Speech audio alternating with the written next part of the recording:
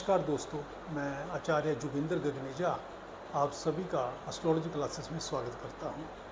दोस्तों, आज हम देखने की कोशिश करेंगे कि अगर पांचवें घर का स्वामी, फिफ्थ लॉर्ड जिसे हम बोलते हैं, वो डिफरेंट हाउसेस में जाएगा तो उसके लिए क्या प्रेडिक्शन की जा सकती है। तो उसके लिए पहले सबसे ज़रूरी है कि हम देखें कि पाँचवें घर से हमें क्या देखना है। तो पाँचवां घर दोस्तों ये रहा, जहाँ 5 नंबर लिखा हुआ है, ये पाँचवां घर है।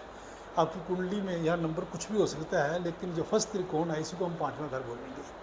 तो पाँचवें घर से हम क्या देखते हैं? पाँचवें घर से हम चिल्ड्रन के बारे में देखते हैं, एजुकेशन के बारे में देखते हैं, इंटेलिजेंसी के बारे में देखते हैं, अपने कुल गुरु के बारे में देखते हैं, जो हमारे पूर्व पुण्य या कर्म है, जब हमने कोई गलत कर्म कर रखे उसके बारे में भी यहीं से देखते हैं।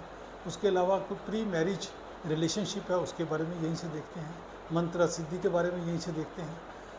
और मेडिकल एस्ट्रोलॉजी की बात करें तो ये यहाँ से हम हार्ट प्रॉब्लम, तो स्टमक में दिक्कत है उसके बारे में भी यहीं से देखते हैं।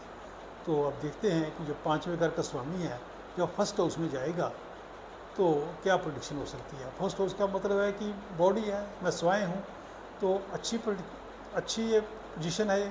जब पाँचवा लॉर्ड वहाँ जाएगा तो आदमी जो उसने अच्छे बुरे कोई भी कर्म किए हैं उसका भुगतान बैठ के करेगा, और वो बच्चों के साथ काफ़ी अटैच होगा, इंटेलिजेंट भी होगा, वो निष्ठ हो सकता है, जज हो सकता है, मजिस्ट्रेट हो सकता है। लेकिन यही अगर ये पाँचवा लॉर्ड जो है अफ्लिक्शन में हुआ तो हम ये प्रेडिक्ट भी कर सकते हैं कि आदमी इवल माइंडेड होगा, वो दूसरों का अच्छा बुरा नहीं चाहेगा, बुरा चाहने वाला होगा, किसी गैंग का लीडर भी हो सकता है।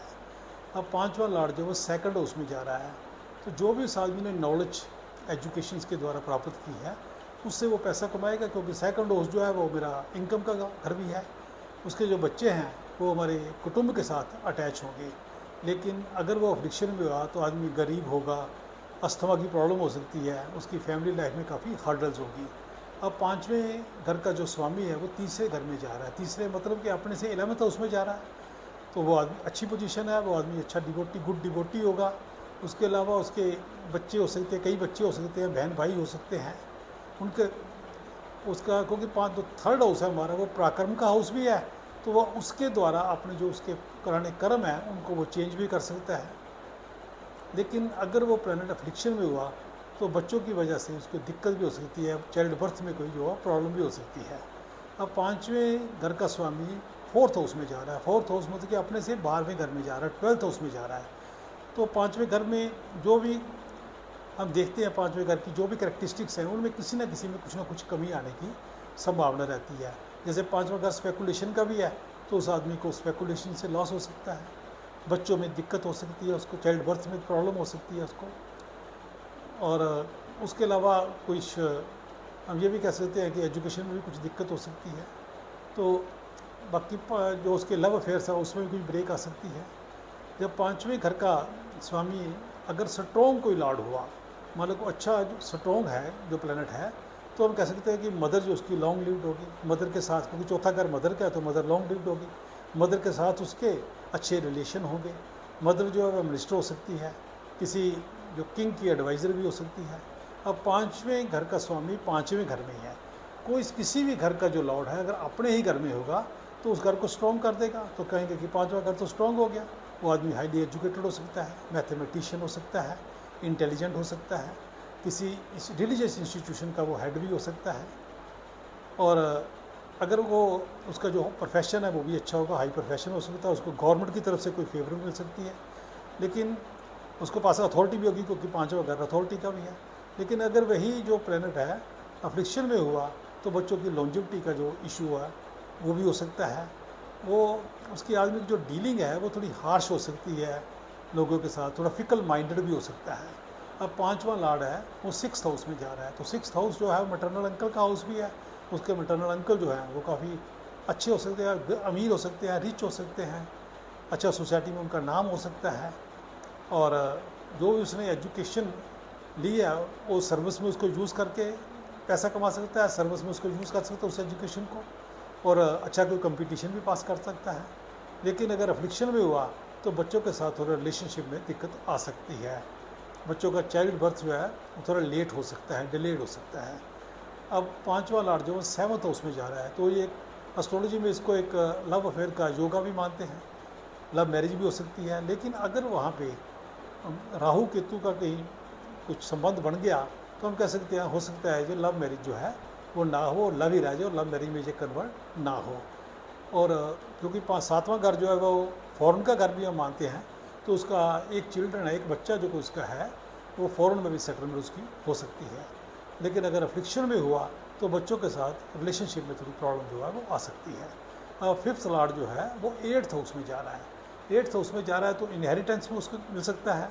वो आदमी जो है वो ऑकलट साइंस में उसका इंटरेस्ट हो सकता है, मंत्र सिद्धि में उसका हो सकता है इंटरेस्ट जो है, और रिसर्च साइड में जा सकता है। लेकिन अगर वो प्लैनेट जो है 5वां लॉर्ड जो है वो 8वें घर में जाके अफ्लिक्शन में है तो हम कह सकते हैं कि उसको लंग्स की प्रॉब्लम हो सकती है, उसकी जो एजुकेशन है उसमें ब्रेक हो सकती है। अब 5वां लॉर्ड जो है वो 9th हाउस में जा रहा है। 9th हाउस में जा रहा है मतलब 5वें से 5वें में जा रहा है, तो ये एक स्पिरिचुअल प्रॉमिस होती है हॉरोस्कोप में। वो आदमी जो है वो काफ़ी रिलीजियस होगा, किसी इंस्टीट्यूशन का वो हेड हो सकता है, हाईली एजुकेटेड हो सकता है, उसके गुरु के साथ अच्छे उसके संबंध हो सकते हैं। अब 5वां लॉर्ड जो है वो 10th हाउस में जा रहा है, तो 10th हाउस में जा रहा है तो अपने से 6ठे हाउस, अपने से 6th हाउस में जा रहा है। लेकिन अगर वो प्लैनेट अच्छा है तो हम कह सकते हैं कि उसका जो प्रोफेशन है काफ़ी हाई होगा, काफ़ी इंटेलिजेंट होगा, आदमी काफ़ी फेमस होगा, काफ़ी रिलीजियस आदमी होगा। लेकिन अगर अफ्लिक्शन में हुआ तो हम कह सकते हैं कि प्रोफेशन और एजुकेशन दोनों ही सफ़र करेंगे। अब 5वां लॉर्ड जो है वो 11th हाउस में जा रहा है। 11th हाउस में जा रहा है तो वहाँ से आप बैठ के अपने 5वें घर को देखेगा, तो ये अच्छी पोजीशन है। वो आदमी काफ़ी फेमस हो सकता है, काफ़ी रिच हो सकता है, उसका बिजनेस है जो काफ़ी अच्छा हो सकता है, पैसे कमाने वाला घर है तो खूब पैसे कमा सकता है। लेकिन अगर अफ्लिक्शन में हुआ तो उसको पैसे कमाने में थोड़ी दिक्कत आ सकती है।